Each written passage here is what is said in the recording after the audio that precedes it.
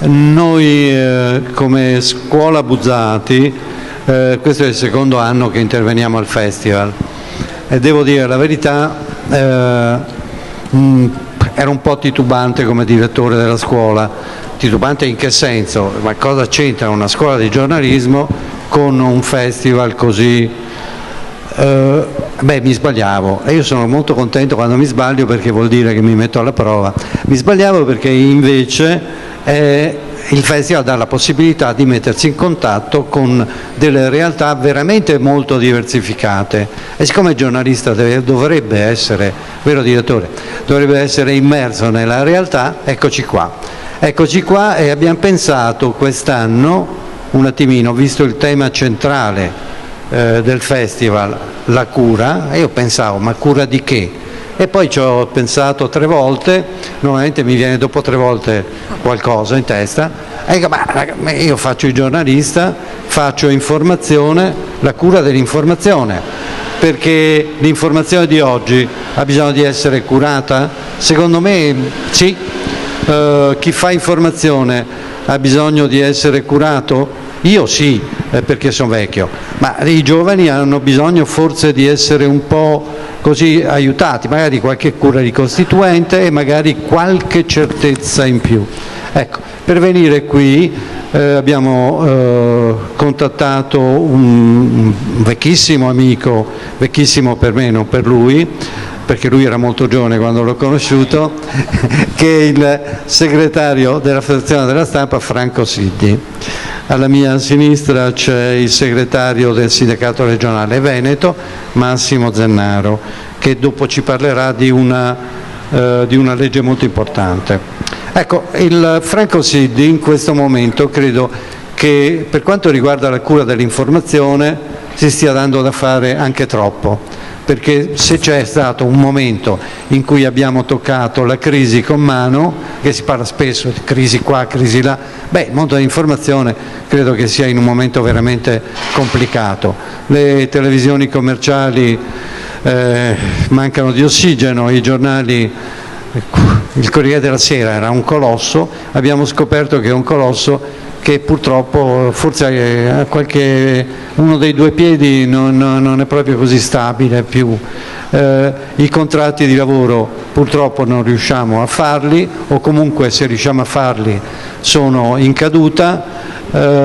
Abbiamo un equo compenso che poi cercheremo di capire cos'è, che però non decolla. Abbiamo delle leggi che ci sono ma non riusciamo a dargli a metterle in pratica, e allora se ci sono e non le mettiamo in pratica vuol dire che non servono a niente. E io però vorrei cominciare un attimino a capire qualcosa. Intanto, segretario, quanti siamo? Quanti sono i giornalisti italiani? Perché così forse con la dimensione ci rendiamo conto quanto è importante poi fare informazione in Italia. Intanto un saluto a tutti, un ringraziamento per questa bella iniziativa che mette le persone intorno a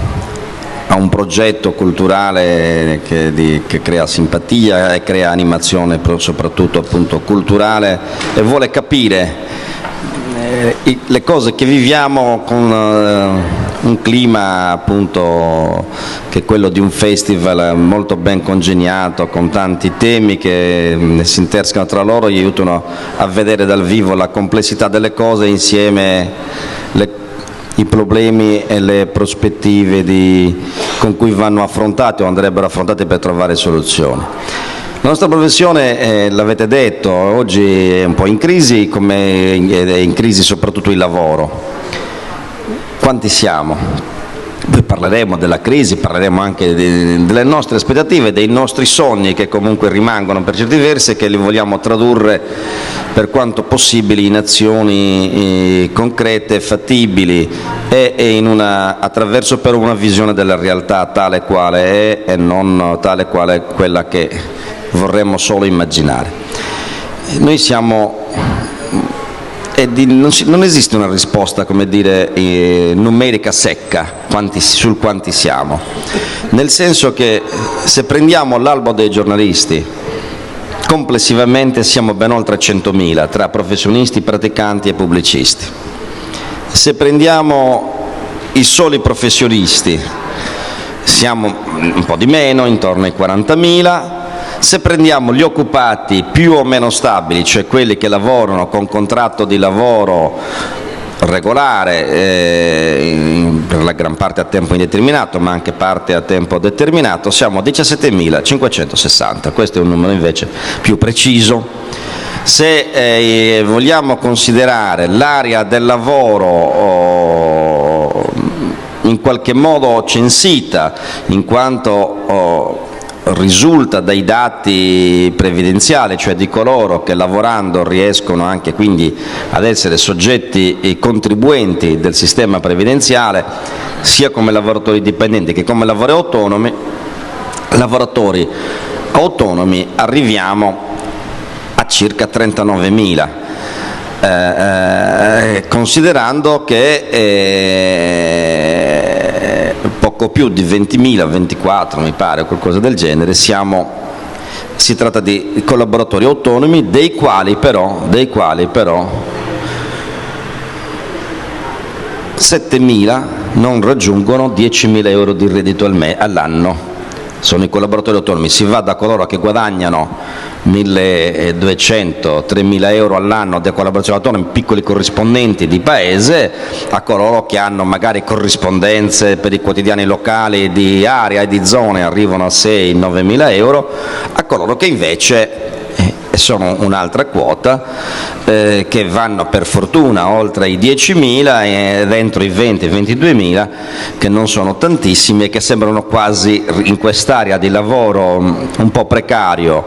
un po' in capo a persone che sempre meno, per la verità, attraverso il giornalismo e le collaborazioni giornalistiche realizzano un'integrazione al proprio reddito, diciamo così, che è costituito da un'attività principale, sarebbero i veri pubblicisti, e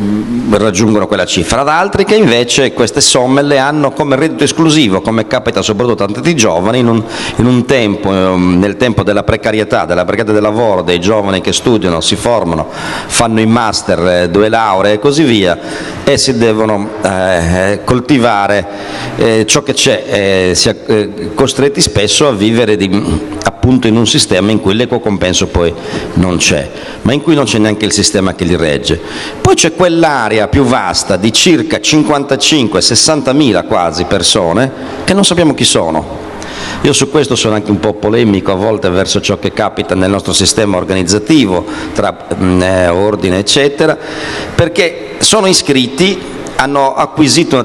un titolo professionale, ma non essendoci traccia di lavoro che produce anche un reddito da lavoro, non sappiamo chi sono, perché non sappiamo chi sono iscritti e pagano sicuramente le quote all'ordine, salvo in quelle aree in cui l'evasione esiste anche su questo termine, e però sono un elemento problematico per tutta la professione, perché comunque esistono una platea di 110.000 operatori tra professionisti e pubblicisti, poi se volete parliamo delle differenze, e che pressano, diciamo così, un mondo del lavoro che non riesce ad assorbire più di 17.560 in maniera stabile, e poco più di 20.000 in forma molto precaria. Di questi 20.000, circa 6.000 che hanno le condizioni di poter essere considerati già oggi lavoratori irregolarmente collocati come collaboratori coordinati e continuativi, e che avrebbero diritto di passare da un'altra parte, cioè quella del lavoro dipendente a pieno titolo, e per i quali stiamo intraprendendo una nuova battaglia, poi ve ne parlerò. Sì, è un po' preoccupante tutto questo, perché i numeri quando parlano da soli... I numeri, non bisogna mai sfuggire dalla realtà, poi sì. Coltiviamo i progetti. Sì, una volta i vecchi direttori, Draghi, tu non sei vecchio, non c'è. No, non c'è. I vecchi quando ero giovane io dicevano che i giovani giornalisti non devono avere problemi finanziari, perché se hanno problemi finanziari in qualche modo possono esserci delle ricadute, e che anzi i giovani avevano delle esigenze diverse da quelle dei vecchi in quanto giovani, e quindi devono avere uno stipendio sufficiente. Da quello che emerge nella realtà di oggi, questo stipendio sufficiente ce l'hanno veramente in pochi. Normalmente quando iniziano i corsi dei praticanti, la prima domanda che viene fatta, che faccio io, è: quanti di voi hanno un contratto? Normalmente il 20%. Poi chiedo agli altri: ma voi come vivete? E noi... sono cose drammatiche. Allora, se l'informazione è un'attività di carattere strategico, se è la più delicata in quanto può compromettere non solo la buona reputazione delle persone, ma può compromettere attività importanti, può a un certo punto farci credere che uno è un mascalzone mentre invece è una persona per bene, o viceversa, eccetera, come si fa a affidare la responsabilità di un lavoro di questo tipo a persone che guadagnano ogni giorno 5 euro, 6 euro per fare un articolo? Ecco, il problema, i legislatori si sono posti questa domanda, qualcuno pensa che, al di là di parlare, perché tutti parlano, ma poi tu che sei il segretario della federazione sei in contatto con loro, si rendono conto che stiamo scivolando sempre più in basso? Io penso che oggi comincia ad esserci una consapevolezza di questa problematica, almeno in alcuni settori della vita pubblica, ma una gran parte dell'opinione pubblica e anche della classe politica pensa che i giornalisti siano dei privilegiati e che quindi siamo dei viziati che chiedono di avere qualcosa di diverso dagli altri. Poi quando scoprono appunto che c'è un'area molto vasta che regge il sistema dell'informazione diffusa, fatta da collaboratori a 5 euro d'articolo, e spesso quella è l'unica entrata di una giornata per quella persona, sembrano cascare dalle nuvole e qualcuno si comincia a porre delle domande e a cercare anche di essere protagonista di qualche attività. È successo nella corsa della legislatura quando il Parlamento ha votato la legge sull'equo compenso, per esempio, affrontandola più sul piano di una devo essere sincero, di una legislazione fatta a mo' di slogan: diamo una risposta immediata, l'equo compenso è un diritto. C'era già sul piano massimo della giurisprudenza italiana e delle nostre carte, la Costituzionale e la nostra Carta di convivenza, lì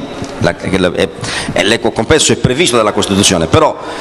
proprio perché quella è una carta anche precettiva serve una legge, visto che non si riesce in altro modo ad affermarla. Si fa la legge oggi questo diritto lo riconosce ad ogni effetto, poi passare dall'affermazione del principio alla pratica è molto più complicato, perché cosa è l'equo compenso? È una discussione aperta.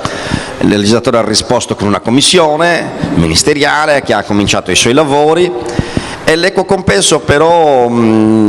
incontra molte problematiche adesso di composizione, perché abbia una definizione in un numero, in una cifra, in una somma di denaro corrispondente ad una prestazione, perché non tutte le prestazioni sono uguali, non tutti gli articoli sono uguali, non tutti i giornali hanno la stessa potenza economica, e quali sono i riferimenti. Noi abbiamo avanzato come Federazione della Stampa, associazioni regionali, alcune proposte di criterio: il tempo, la qualificazione professionale, la complessità, diciamo, della prestazione richiesta, nel senso che una cosa è raccontare un fatterello che chiede un'osservazione minima di pochi minuti, un'altra cosa è contestualizzare un problema alla luce di un fatto e alla luce di tutta una serie di accertamenti che devono essere fatti, perché l'informazione giornalistica è tale, se non è uno spot ma se è una informazione fondata sui fatti verificati e sulla proposizione, se ci sono delle opzioni diciamo così di scena o degli elementi di dibattito che mettono in campo idee diverse che devono essere conosciute. Quindi è tutto più complesso. La discussione è appena cominciata, gli editori sono molto lontani da un'idea di questo genere, vorrebbero stare fuori, vorrebbero non avere vincoli, perché il problema in questo paese sembra che tutto sia quello dei vincoli, e quindi vorrebbero non ci fosse manco la parola equo compenso, anche se se ne guardano bene da dire che non va bene, perché sanno bene che anch'essi l'equo compenso è una cosa giusta, insomma, sul piano etico, sul piano morale, anche se poi dopodiché metterlo a campo è difficile. la legge obbliga a farlo, io spero che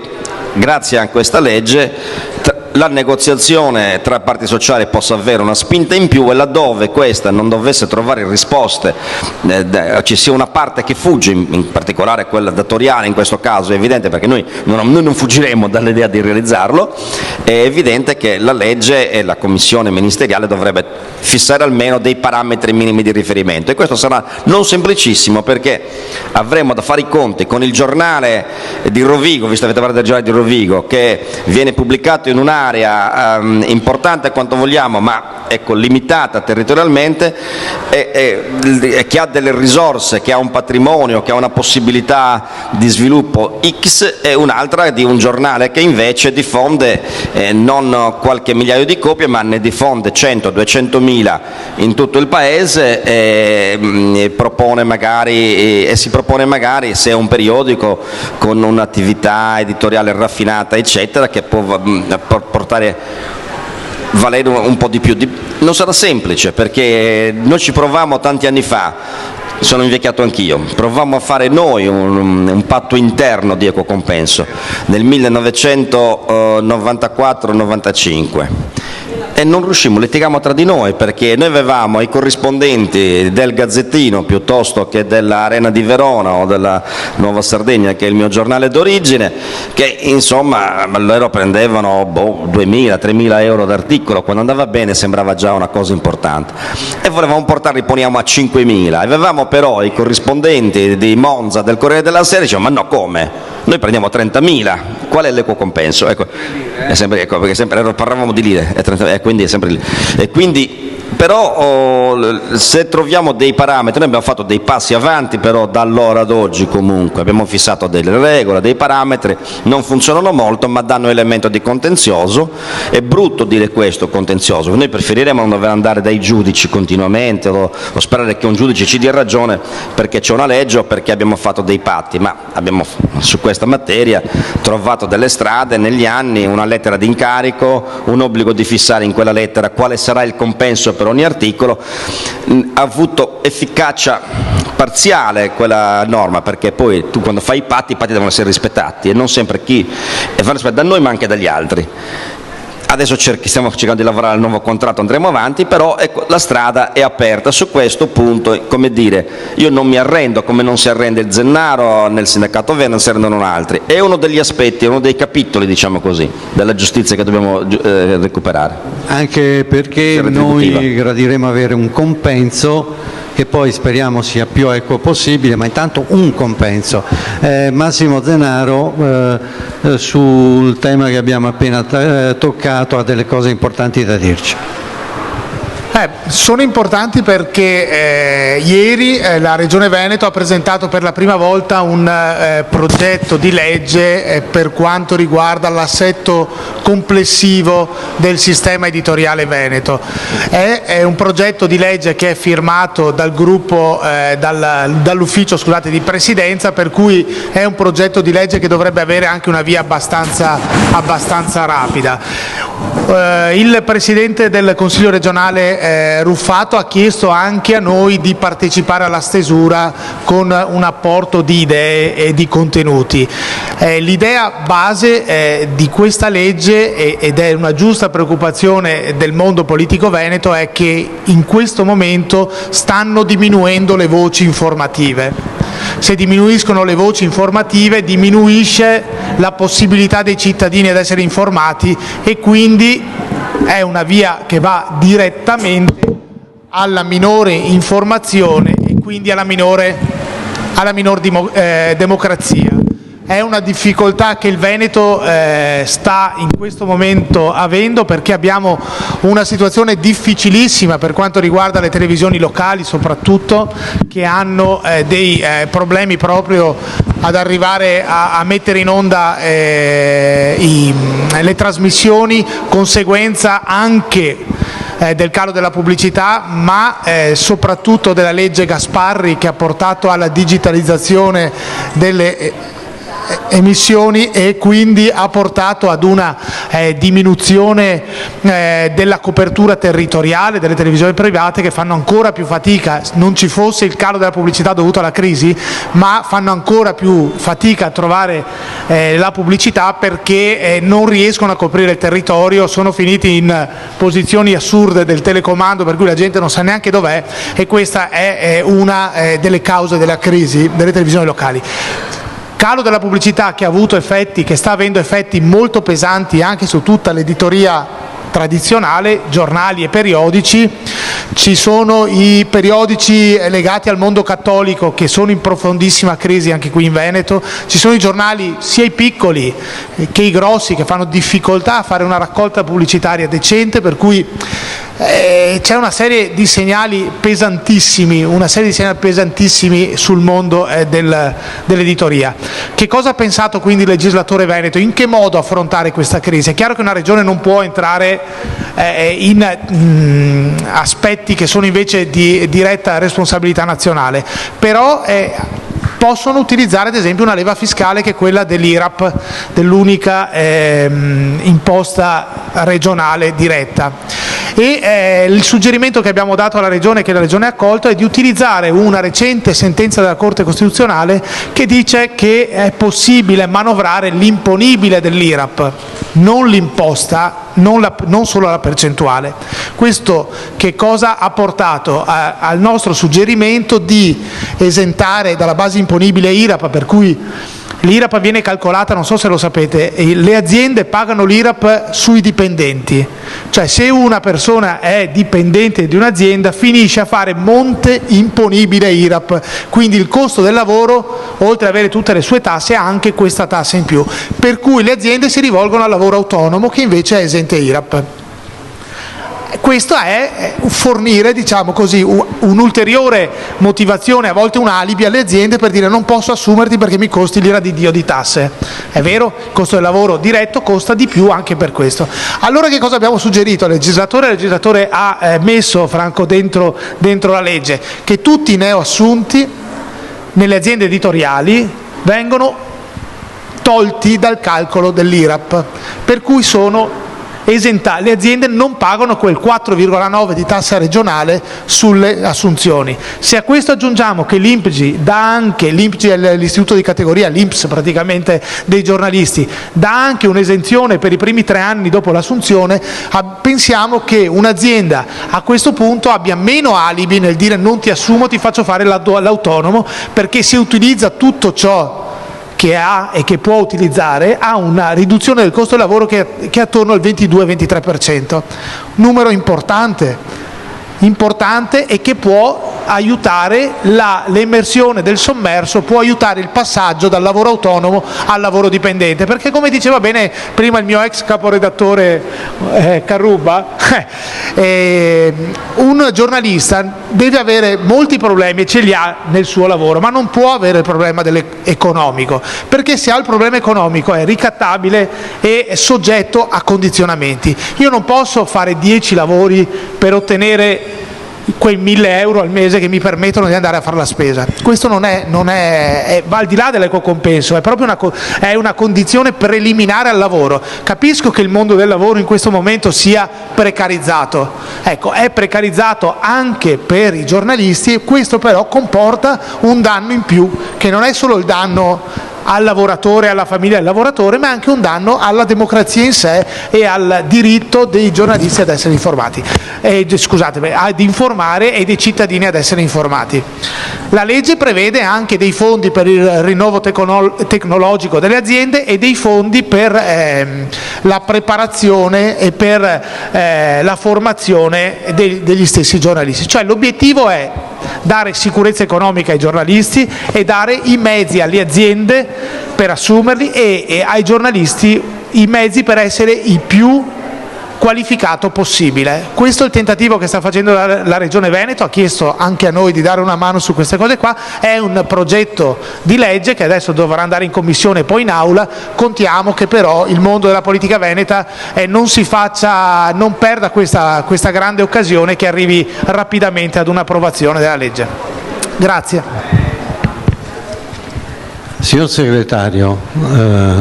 il tema è la cura dell'informazione al tempo della crisi. Qui un tipo di terapia è stato evidenziato. È possibile una cosa del genere a livello nazionale, allargarla? Ma io penso che le terapie da applicare possono essere molteplici e in alcuni casi specifiche e territoriali, ma c'è bisogno di un intervento di sistema, è evidente. Le parole di Zennaro, Orazio, proprio evidenziano questa esigenza, perché ci ha presentato questa proposta di legge molto interessante, è costruita, mi pare, col consenso, quindi con la riesumando quella pratica che sembrava persa nel Paese, considerata un limite, la concertazione. Io credo che sia in un tempo come questo indispensabile riprendere politiche di concertazione, perché sono sistemi interi da ricostruire e da rilanciare, e se non partecipano attivamente l'imprenditoria onesta, i lavoratori, la mano pubblica, non se ne esce. È difficile trovare una risposta che abbia un valore di sistema. Allora, sul piano legislativo servono interventi regionali e interventi nazionali. La Costituzione, che venne modificata nel 2001 da Bassanini, su questo punto affida potestà di intervento concorrente allo Stato e alle regioni, quindi non è, ecco perché la Regione Veneto può intervenire, la Regione Toscana è già intervenuta, altre regioni ci stanno cominciando a pensare. A livello nazionale noi andiamo chiedendo da anni la riforma della legge sull'editoria complessiva, per un equilibrio della politica e anche dello Stato, diciamo, mercantile del sistema dei media, che oggi è fortemente squilibrato a vantaggio dei colossi televisivi, come sapete, ieri del duopolio, oggi del triopolio ormai si chiama,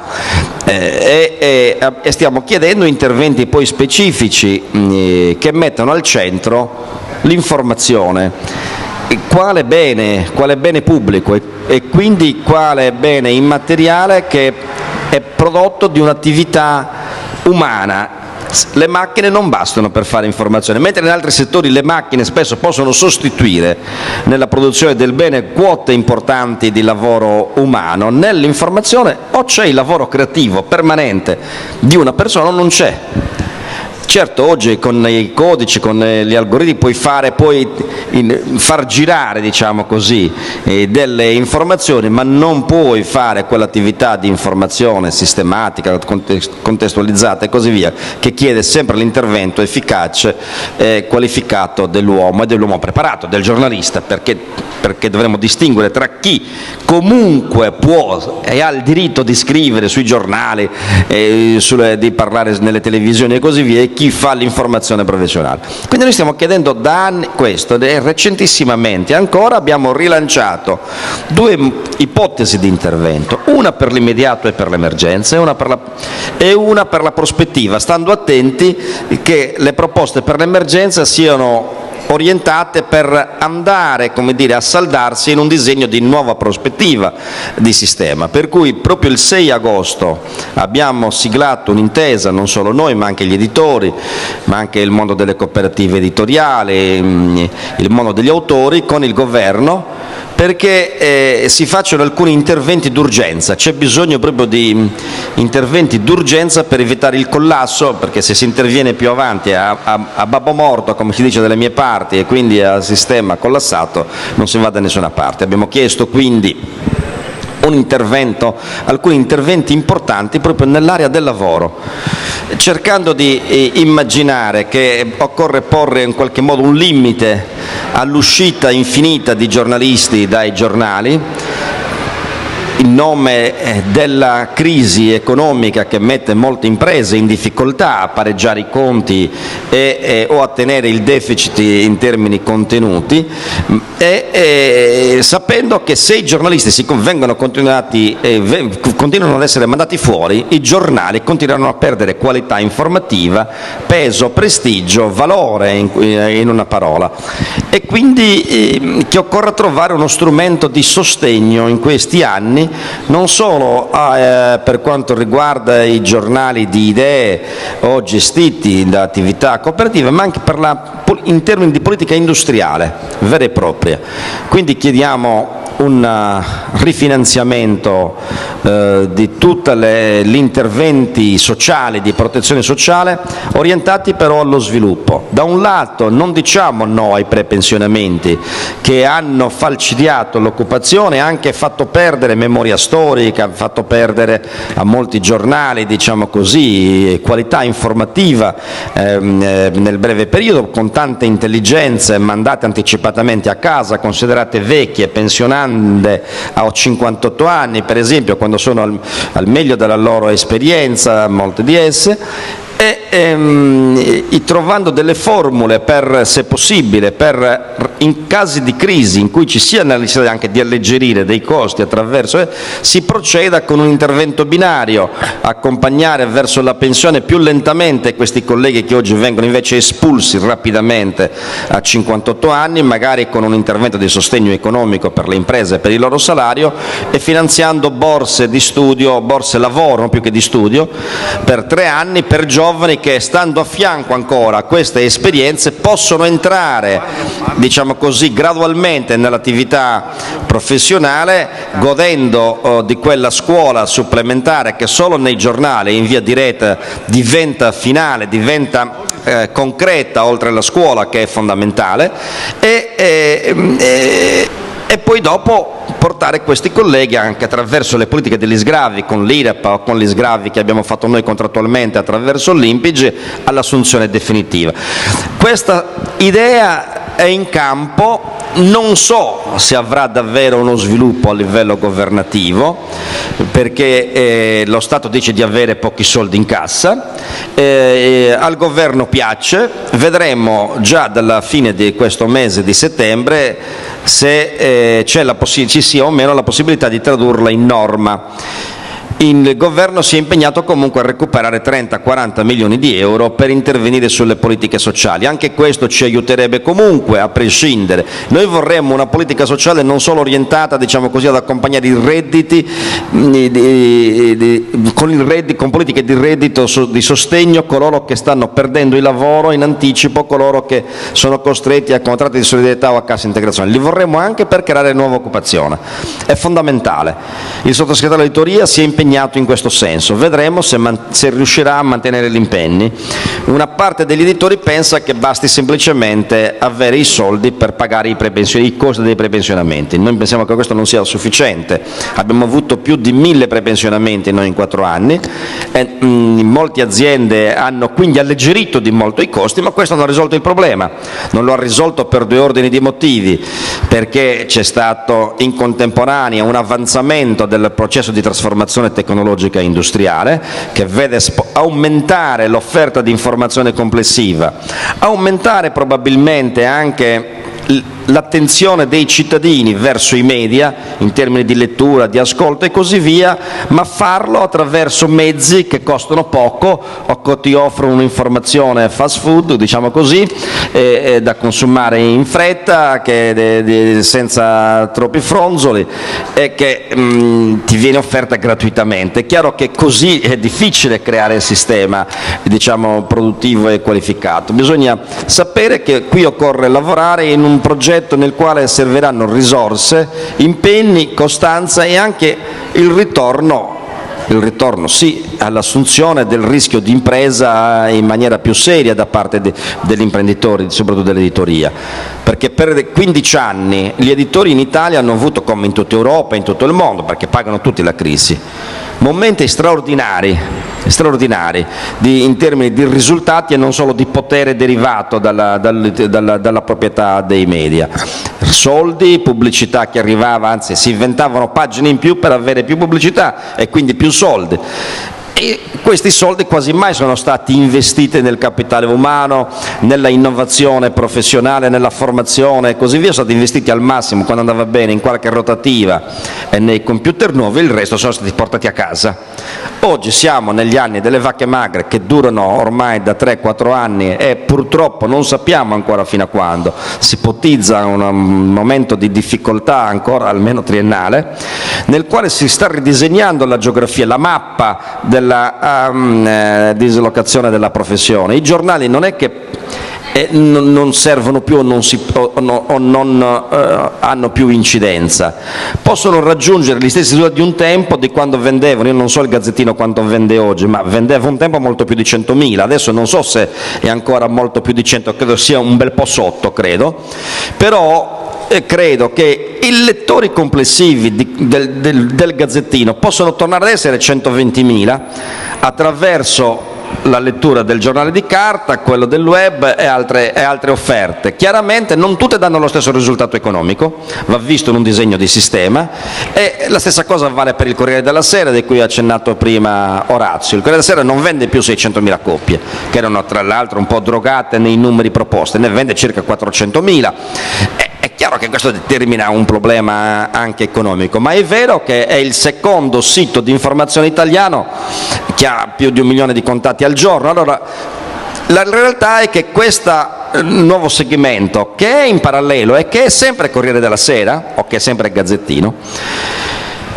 ti porta a contatto con un pubblico ancora più vasto di quello di ieri, ma ti dà meno soldi di ieri. Occorre in qualche modo quindi accompagnare questo processo fino a quando non ritorna almeno ai livelli anche economici di un tempo, sommando le varie attività, integrandole, considerandole in misura integrata all'interno di un disegno editoriale professionalmente vissuto con lo stesso criterio, con la stessa anima editoriale, con la stessa linea, e quindi riconoscibile come il tuo giornale, il giornale al cui ti leghi in maniera quasi con una fedeltà in fondo assoluta, in cui ti riconosci. E prima o poi questo darà anche un risultato economico che mi riporterà a poter avere gli stessi 400 giornalisti che avevo 10 anni fa al Corriere, che oggi sono scesi a poco più di 300 o scenderanno nell'arco di 4 anni a poco più di 300. Ecco, questa è la sfida che bisogna, per vincere questo c'è bisogno di un intervento anche pubblico. Per la Fiat è stato fatto, per tante altre imprese anche meno strategiche della stessa Fiat è stato fatto. L'editoria è un settore, l'informazione è un settore strategico, io credo quanto e più di quei settori che ho citato, perché intervengono, come ci ha ricordato Zennaro, sulla democrazia, sul territorio della democrazia. Allora noi dobbiamo decidere se il Paese vuole avere su quel territorio dei giornali informati, correttamente impostati, dove ci siano persone qualificate, non passanti di strada che vengono inventati giornalisti ai quali basta dare un microfono in mano per esserle, poi li riconosciamo, e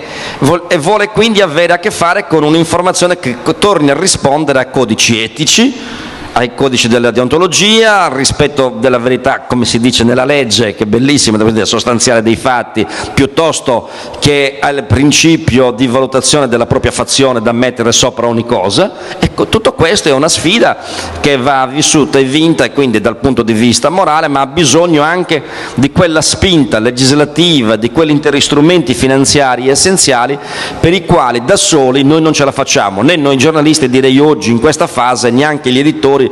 ai quali imputo molte responsabilità, come ho detto, soprattutto in carenza di visione, in carenza di impegni, in carenza di assunzioni, di quegli elementi di rischio di impresa calcolato e orientato allo sviluppo culturale ed editoriale dei propri giornali, piuttosto che lo sviluppo tecnologico e ragionieristico dell'organizzazione delle proprie imprese. I giornali non si risanano semplicemente mettendo in ordine i conti e facendo in modo che il conto torni a pareggio, e siccome non basta tagliare e finiamo. Tagli, se tagli i giornalisti, tagli le notizie, oppure dai le notizie non accurate, è evidente che non ti riconosce più. Perché deve comprarti? Perché deve un investitore pubblicitario investire su un giornale che non è autorevole? C'è anche questo, oltre al fatto che gli investitori pubblicitari investono di meno perché la crisi economica li colpisce, e uno degli elementi che tagliano è quella voce tra i loro investimenti. E quindi è complessa, intorno al nostro mondo girano diversi elementi industriali, economici, finanziari, ma gira soprattutto, il motore rimane sempre quello dei valori della democrazia, e quindi di quel bene immateriale che è l'informazione, che deve essere un bene percepito dai cittadini, assicurato ai cittadini, e dei quali i giornali devono essere gli operatori degli strumenti. Questo è il punto più delicato da capire. Sì, Edoardo Pittalis vuole intervenire. Io prima di farlo parlare, e che poi mi darai una risposta dopo, ma i giornali se non vendono è anche perché la gente non li compra perché non ha più i soldi da spendere per il giornale, ma anche perché il giornale è fatto male. Le notizie spesso non sono controllate, direttore, tu ne sai qualcosa, spesso le notizie non sono controllate, il riscontro non lo fanno più, si limitano alla conferenza stampa dove viene detta una cosa e quella è valida, il risultato una bufala rimbalza da una televisione a un'agenzia, a un giornale eccetera, e quando la gente se ne accorge dice: ma io perché devo spendere 1,30 € per comprare il Corriere, quando anche il Corriere è così, non lo compro più, e la crisi continua. Quindi un pizzico di responsabilità, diciamo, non dico nella decadenza, ma ci stiamo adeguando a un andazzo che non va più bene e che da operatori delle informazioni che vendevano informazioni controllate, siamo gente che fa comunicazione, dà delle cose che ci arrivano. Allora tanto vale aprire il computer, quello che arriva lo diamo subito. Scusa, questa è un po' una provocazione e vorrei però sentire Pitalis cosa volevo fare una domanda anch'io, guardando più in là, cioè, siccome scommettiamo sul futuro e ci mancherebbe altro, io vorrei chiedere quanti saranno e come saranno i giornalisti di domani, dato per scontato che la professione è in piena trasformazione, che non saremo più uguali a quelli che eravamo ieri, però ci sarà, tu dici, l'informazione, tutto va visto, ma come saremo domani? Più poveri. Si ha detto, una risposta l'ha data indirettamente adesso Orazio: più poveri, ma lo siamo già diventati. Ricordavo questa mattina, parlando proprio con Edoardo, quanto sono contento di rivederlo e di rincontrarci in un incontro insieme, Edoardo, che siamo corregionali, avete capito, oltretutto, no? Anche se lui ormai è un veneto storico. Parlando in un incontro l'altro giorno con dei colleghi che celebravano la memoria di un grande direttore,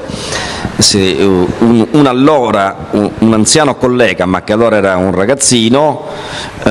si avvicinò al giornale per cercare un posto di lavoro in attesa di trovare il posto vero. Lui voleva fare il prefetto, il magistrato eccetera, e questo direttore lo convinse di fare il giornalista,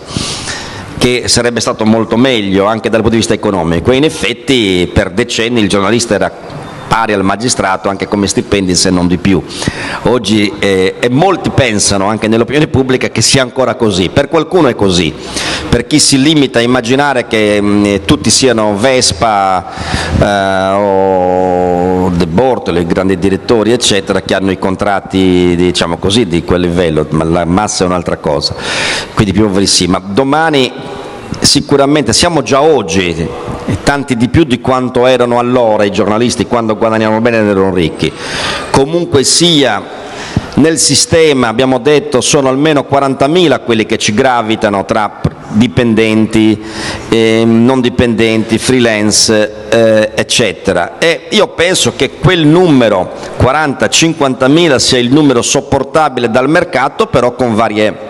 formulazioni contrattuali, non a caso. E quindi se tutti pensano che 40.000 o 50.000 saranno tutti giornalisti, se non come Vespa, come Carruba, se non come Carruba, come Zennaro o Franco Siddic, redattori o capiservizio, vice capiservizio, non ci sono, dobbiamo dirlo con franchezza, non c'è un mercato, e non c'è un mercato di quel genere che si individua da qui anche a 10 anni, credo, per 40.000 occupati con questo criterio.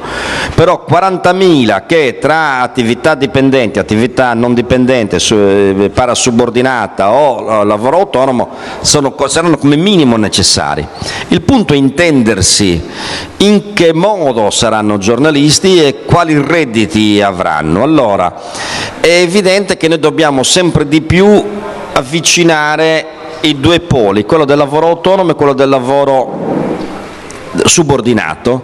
nel senso che la dignità del lavoro deve essere riconosciuta a pieno titolo anche dal punto di vista economico, previdenziale, assistenziale, delle tutele e così via. È ciò a cui lavoriamo anche nelle battaglie contrattuali che facciamo e che interessano direttamente noi, la FIEG e gli altri comparti editoriali. Ma è evidente che questo porta a un livello, probabilmente lo ha già portato, più basso di ieri e dell'altro ieri. Quando abbiamo dovuto affrontare il contratto delle TV locali abbiamo fatto un contratto che sul piano economico è poco più della metà del contratto cosiddetto storico e principale. c'è tutta l'area dei nuovi giornali, quelli dei nativi web, li chiamerei, dei nativi digitali, che oggi, io sono convinto avrà uno sviluppo, anzi c'era già, è già una presenza significativa sul piano dei numeri, della scrittura, della composizione multimediale e dell'offerta multimediale delle notizie, dei commenti o degli elementi di dibattito, ma non è un fenomeno, diciamo così, economico rilevante, anzi drammaticamente povero. Questo è il grande problema, è capire quanto quel sistema, quest'area dal punto di vista economico possa crescere e assicurare quindi anche quote di lavoro dignitoso, o fino a quando e fino a quanto rimanga invece un'area destinata pian piano, tra virgolette, ad asciugarsi, direi così, facendo emergere alcune eccellenze e altre che diventeranno micro imprese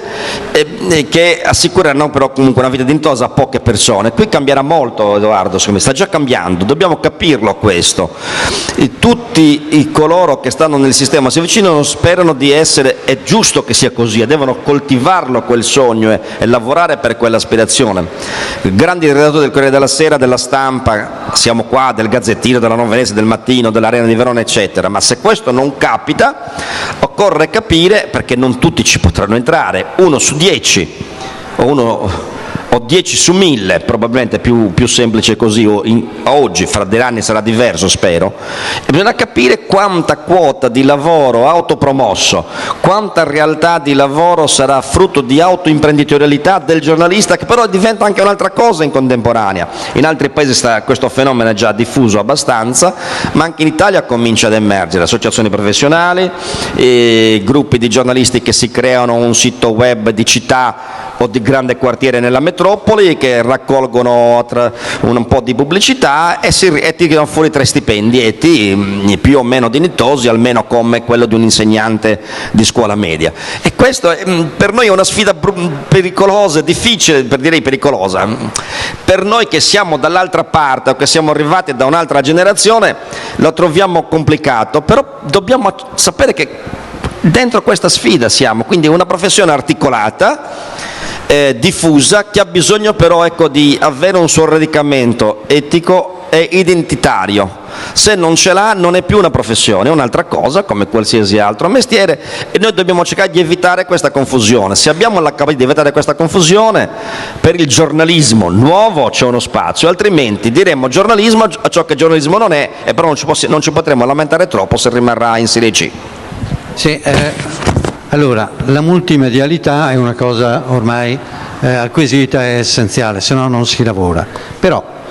quando lavoravamo con la penna avevamo uno stipendio e una speranza. Quando siamo passati alla macchina da scrivere, e ricordo ancora chi scriveva a penna e poi copiava la macchina da scrivere perché non era capace, erano i più anziani, le cose erano migliorate e c'era sempre una speranza. Si è spalancato il mondo del web, che è tutto il mondo che ci viene incontro, abbiamo una marea di possibilità in più, ma le speranze sono diminuite. Cioè, di fatto, quello che manca ai giornalisti che cercano di entrare nella professione oggi è la speranza di avere un qualsiasi posto di lavoro, poter, non dico entrare in una redazione perché ormai le redazioni non esistono più, ma poter avere così una testata che in qualche modo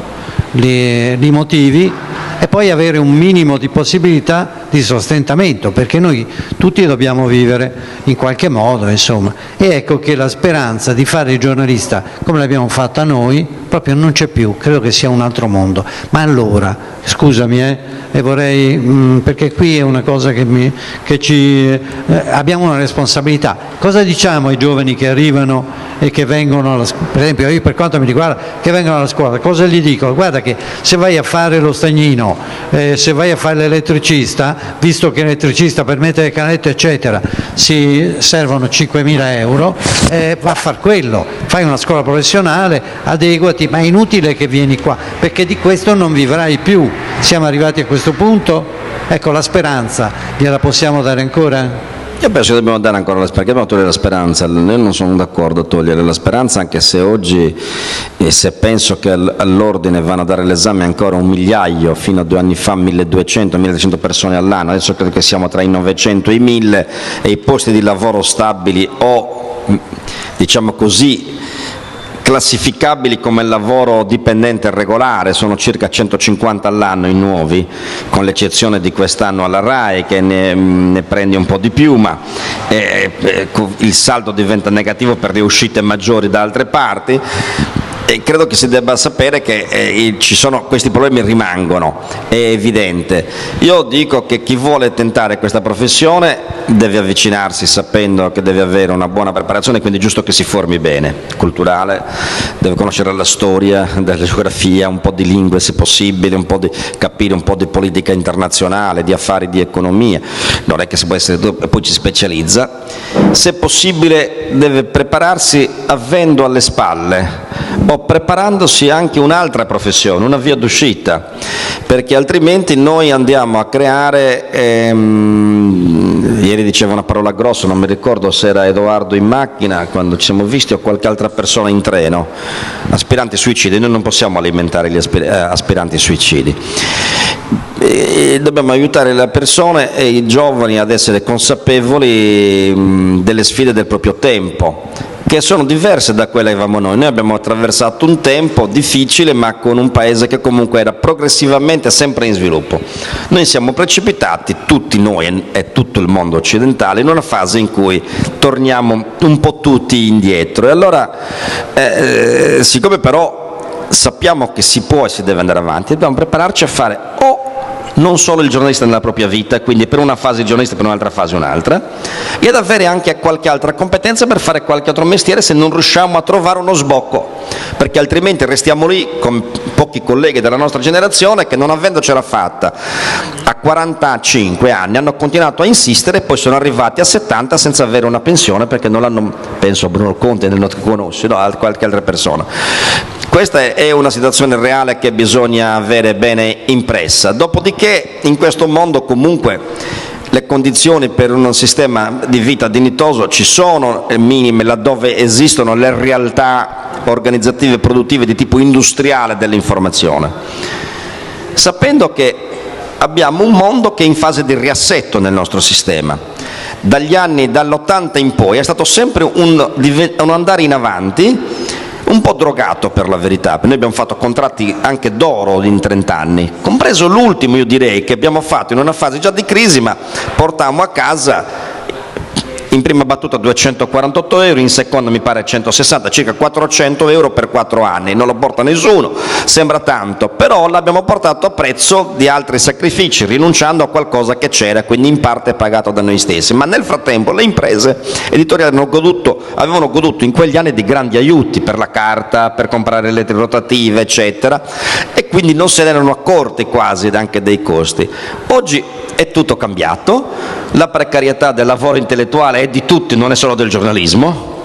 e quindi allora bisogna sapere che stiamo dentro questo mondo. Non c'è un bacino privilegiato, ma c'è un bacino di lavoro vasto, possibile, nel quale probabilmente non tutte le nostre aspirazioni le realizzeremo, ma dobbiamo sapere che, e i giovani su questo mi pare siano ben preparati, che probabilmente davvero, io penso,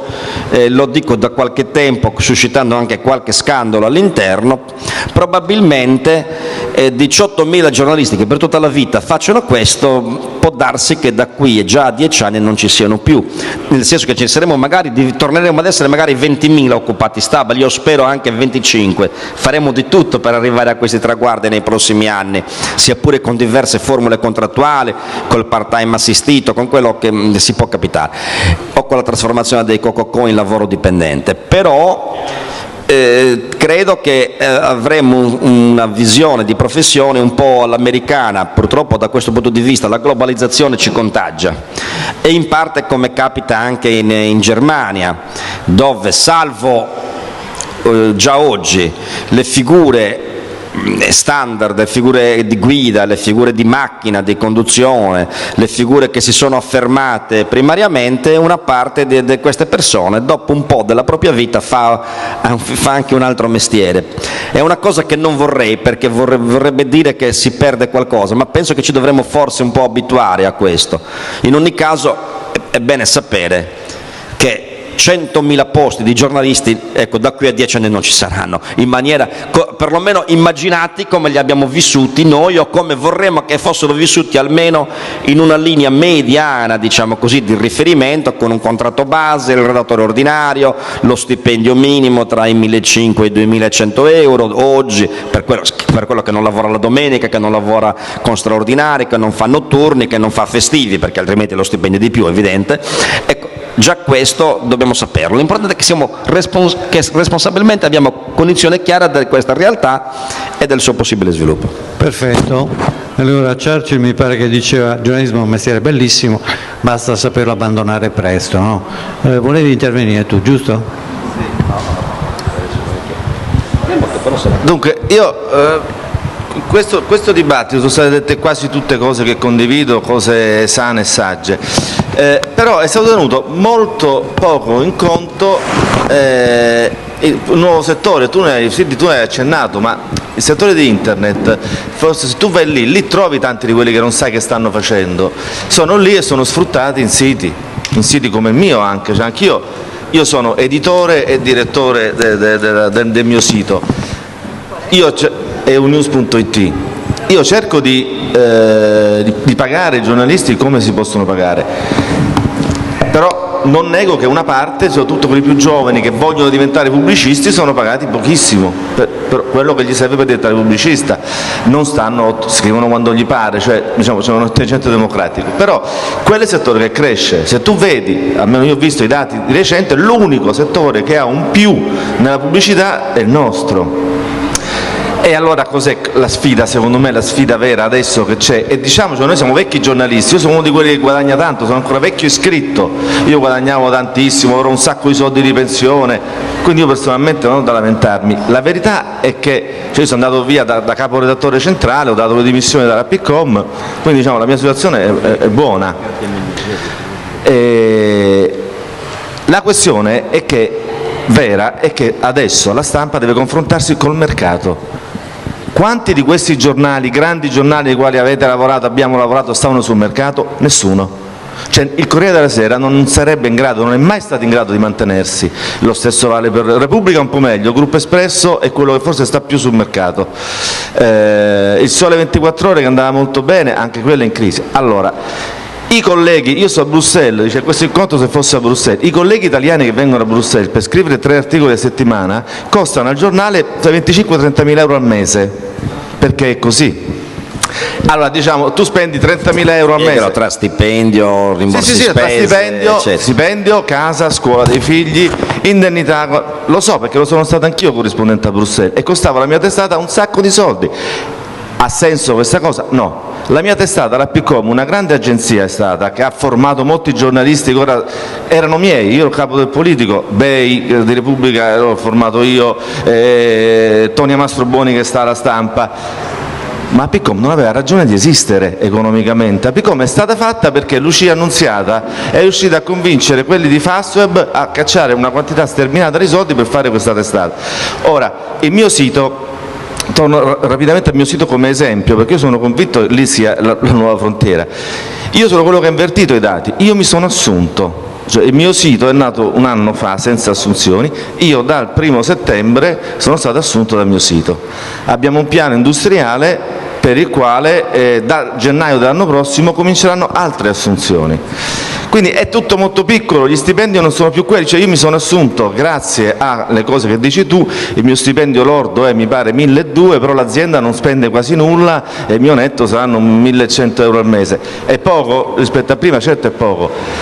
ma Allora, la Nuova Frontiera, lì è una Nuova Frontiera nella specializzazione, i giornalisti devono essere bravi, il Corriere della Sera, Repubblica, il Gazzettino è pieno di pippe, diciamo la verità, c'è di gente che ha trovato questo lavoro, è entrata in questo mestiere per molta fortuna, ma tu non puoi guadagnare 4.000 euro al mese e scrivere un pezzo a settimana, non ha senso, non è onesto verso i tuoi lettori, non è onesto verso la professione, non è onesto verso la democrazia, cioè la stampa deve esistere, il discorso suo sull'importanza della democrazia è il tuo che dice siamo più importanti della Fiat, è vero, ma allora dobbiamo farlo con la schiena dritta. E mi fa piacere che tu, come sindacato, raramente il sindacato parla del futuro e di allargare l'occupazione, tu lo fai, l'hai fatto con convinzione, altri sindacati lo fanno meno, però dobbiamo anche dirci veramente chi siamo e che cosa stiamo facendo. Guarda, condividiamo credo tutti quello che hai detto. La scuola Buzzati da parte sua fa uno sforzo piccolissimo, nel senso che è l'unica scuola di giornalismo che c'è in Italia che sta facendo seminari sul web a tutta randa, ci costano un'ira di Dio di impegno, anche dei soldi di tutti i colleghi, però mediamente sono frequentati ogni seminari da 70-80 colleghi che proprio hanno capito che il nuovo mondo è quello, però è un nuovo mondo che non dà uno stipendio, perché tutti quelli che vengono, che lavorano nel web, questo lo dichiarano, purtroppo si guadagna ancora di meno rispetto ai collaboratori dei giornali a carta stampata, però è quello il nuovo mondo, ma non esiste mi pare neanche una legislazione ad hoc per quanto riguarda il web, mi pare che sia ancora un mondo da definire, dai contorni che non sono definiti. Non è facile perché questo mondo è giusto, rivendica fortissimamente la sua libertà, la genialità, rivendica lo spontaneismo della propria organizzazione che in taluni casi però diventa colossale perché poi noi non ci rendiamo conto, ma c'è un mondo nel web dove si fanno tantissimi soldi, anche con le notizie. E non vengono ai giornalisti, non vanno agli editori, gli aggregatori fanno ormai più soldi dei grandi colossi televisivi, non dimentichiamolo, è un discorso aperto dal punto di vista della legislazione del diritto internazionale oramai, che richiama il diritto d'autore, ci sono le battaglie che vengono fatte in alcuni paesi, alcuni accordi già siglati in Francia con Google per esempio, l'Italia ci sta provando, la Germania ha fatto una legge, insomma si sta muovendo anche tutto questo muoverà e aiuterà a muovere quel mondo di cui parlava Robustelli. Io ho accennato un po' alla sua idea quando ho detto vedo un futuro di giornalismo diffuso e quindi anche numericamente importante, consistente come platea di protagonisti che ne ricavano anche il proprio reddito e domani la propria pensione, non più solo attorno ai giornali tradizionali, i quali, ho detto, e la vedo, l'immagino così, riusciranno a ritornare alle quote, diciamo così, economiche, industriali, occupazionali di un tempo, mettendo insieme tante attività, carta, web, la TV, gli approfondimenti, le offerte di servizi, eccetera, e vedo però la diffusione maggiore attraverso la creazione, e sta già avvenendo. Occorre capire come diventerà il sistema e quando lo diventerà e se ci saranno le forze anche aggregative per aiutarlo a diventare il sistema, fatto da una microimprenditorialità diffusa che in qualche modo riprende il vostro modello veneto, se vorrei, se potessi dire, sulla vita economica locale, che è un po' il nervo di tutta quest'area del nord-est. Se lì sul digitale finiremo quasi tutti, già ci siamo, e quello prevarrà nel tempo. Oggi e ancora per qualche anno come quota di risultato economico sarà al di sotto. Robustelli può farsi lo stipendio, ma non può farsi lo stipendio da 4.000 o da 5.000 euro, ve l'ha detto. Ecco, il punto è sapere questo, avere contezza di questo e sapere che si può avere dignità e persino forse anche più libertà attraverso un'attività in cui o piccoli imprenditori o con l'autoimprenditorialità magari coordinata, magari fatta attraverso società professionali giornalisti che si mettono insieme a 3 e lavorano in una città piuttosto che in un territorio, si specializzano sull'Europa piuttosto che sulla moneta, si specializzano sul calcio piuttosto che sulla tecnologia e fanno informazione. Oppure non ce la facciamo, è evidente. Il problema è stare lì e noi dobbiamo stare in quel campo, sia come sindacato sia come istituti, dobbiamo stare in quel campo, altrimenti i giuristi ci saranno, ma non sapranno, o non sapranno di essere, o non saranno riconosciuti come tali, almeno dal punto, non tanto professionalmente perché si autoriconosceranno, ma dal punto di vista economico e dal punto di vista, diciamo, sociale. Ecco, questo è il punto, è la sfida più delicata dei prossimi anni. Ce ne vogliono 3? Non credo che ce ne vogliono 10, io spero di meno, però ecco, abbiamo un arco di tempo da qui a 10 anni in cui questo cambiamento che è in corso crescerà di più. Naturalmente in questo sistema di scomposizione e ricomposizione che è già in atto ci saranno coloro però che faranno anche molti soldi, perché dal web Repubblica fa già molti soldi, perché come ha detto lui è il primo gruppo che è andato direttamente, che sta direttamente sul mercato. Altri ci stanno arrivando adesso, il Corriere della Sera l'avete citato, è un po' per certi versi, non il Corriere, la RCS, è un po' il miracolo e lo scandalo italiano. Il miracolo perché permanentemente da oltre 100 anni attorno al Corriere ci polarizza il gruppo editoriale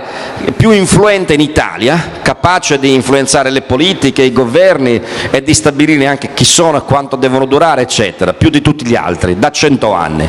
Dall'altra parte è il gruppo che è diventato meno azienda di tutti in tutti questi anni. Per cui oggi noi ci troviamo, forse voi non lo sapete, che per la prima volta, anche adesso si farà cassa integrazione, simbolica ma cassa integrazione, chi l'avrebbe mai detto? Chi andava al Corriere della Sera fino ancora un anno fa, 2 anni fa, immaginava di andare al Ministero degli Esteri per tutta la vita, a fare l'ambasciatore, con uno stipendio da ambasciatore. Oggi non è più così, perché quell'azienda gestita malissimo, ma un aggregato fatto da imprenditori che ha agito col criterio dell'interesse politico e quindi del proprio interesse proiettato in uno scenario che non è solo quello della impresa altra che conducevano, fosse la Fiat piuttosto che l'Italcementi, piuttosto che Mediobanca, ma tutte le influenze che deve determinare, non ha gestito l'azienda, si è catapultata in imprese dall'incerto esito economico, come le acquisizioni in Spagna di giornali e altre cose, eccetera, la pubblicazione di periodici senza guardare molto per il sottile se erano ben organizzati, anzi bene sì, ma se producevano, se erano utili per il pubblico, se avevano una rispondenza, è arrivata a fare un buco da quasi 1.000 milioni di euro, si fosse trattato di un'azienda privata di Franco Sidi piuttosto che di Carrubo, di Edoardo Pitalis, avrebbero mandato noi in galera e i libri in tribunale. Chiaramente, essendo l'RCS,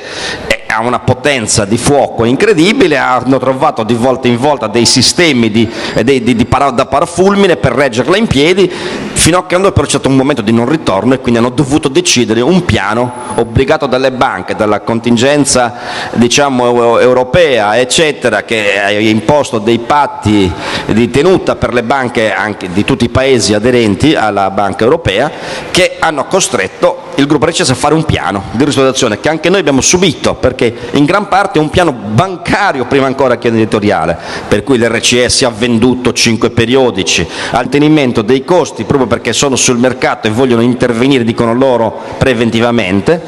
in vista di un ridisegno del giornale che dovrebbe avere meno pagine di carta e più notiziario nel web, nella televisione nella televisione digitale e in altro. E quindi dobbiamo sapere quindi che in quei sistemi lì ci saranno comunque dei numeri importanti pur in riduzione rispetto a 4 o 5 anni fa e anche dei soldi più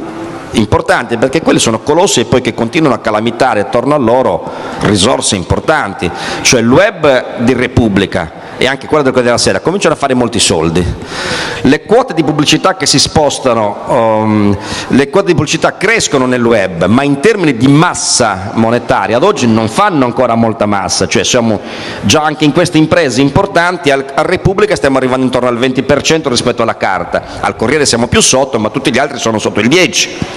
Allora tu hai da un lato i nativi digitali che riescono a realizzare il patrimonio minimo per avere o una mini impresa o un'impresa anche più consolidata, più solida, ma strutturata per specializzazioni e che quindi riesce a pagarsi tra abbonamenti e pubblicità, e dall'altra parte hai queste grandi realtà che riescono a integrare bene.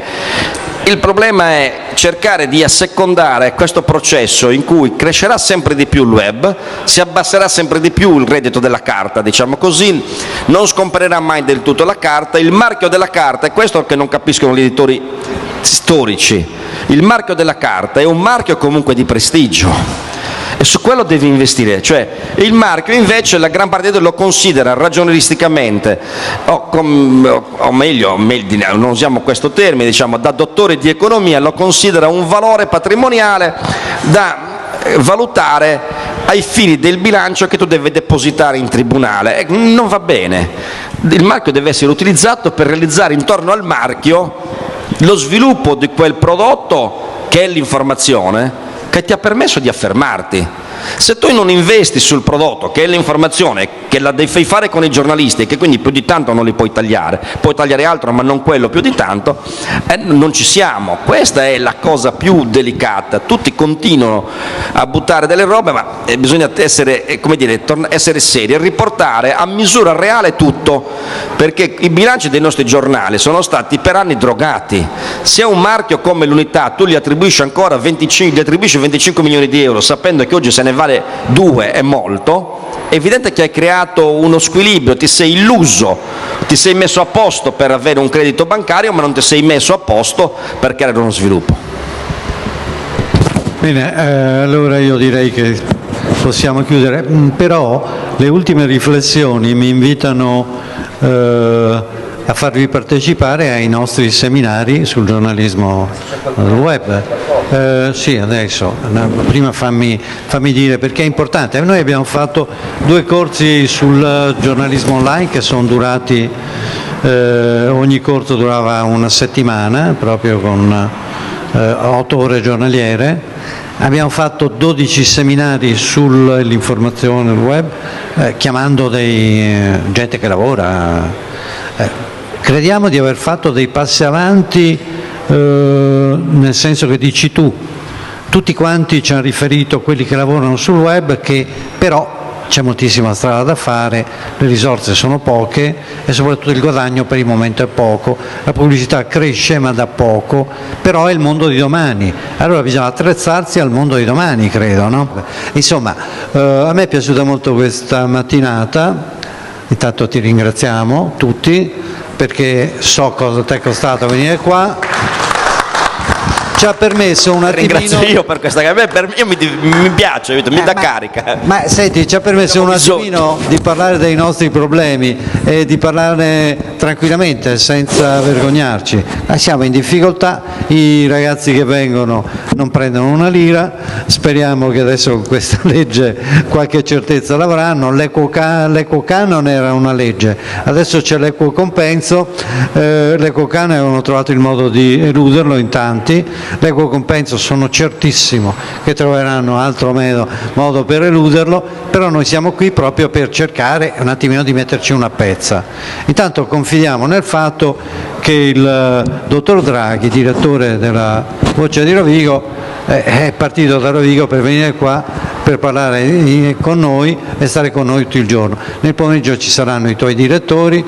come te e farete un discorso da attori, da responsabili, perché insomma chi fa il direttore ha una responsabilità. Se i ragazzi non vengono pagati o vengono pagati male, un po' di responsabilità ce l'ha anche lui. Se le notizie non vengono riscontrate, un po' di responsabilità ce l'ha anche il direttore, che non chiama il capo servizio e gli dice: ma tu che cacchio, scusate, che cavolo fai? No? E via cantando. E vorrei sapere oggi proprio da voi